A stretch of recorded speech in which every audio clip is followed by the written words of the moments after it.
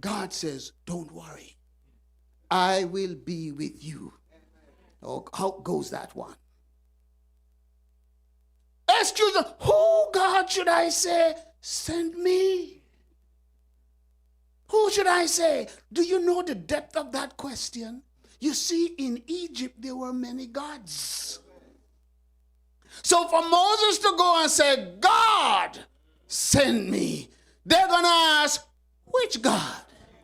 God, the wisdom of the universe, knew that. So God didn't give a name either. God just said, tell them I am. In other words, whatever and whoever you say I am that I am, I am that I am. Whatever they say I am, that I am. Go, Moses. Excuse number 2 is gone. But God, what if they don't believe me? What if they don't believe me? Look at, what is in your hand, Moses? All right, throw it down. And Moses saw the snake wriggle. God said, pick it up by the snail. And it became a snake. Can you imagine, at this stage, God must be getting a little impatient. Because at this stage, you'd have thought that Moses, in his frailty, would have, and he was still coming up with excuses. God said, okay, Moses, put your hand in your bosom. And he took out his hand, it was what? Leprosy. Put it back. Moses still didn't give in.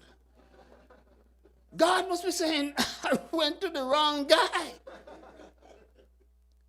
God said, okay, Moses, if they don't believe you, God acts in threes.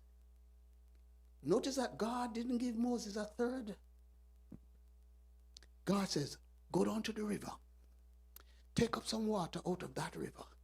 Pour it on dry land and watch what happens. It's going to turn to blood. By this time, you'd have thought that Moses would say yes.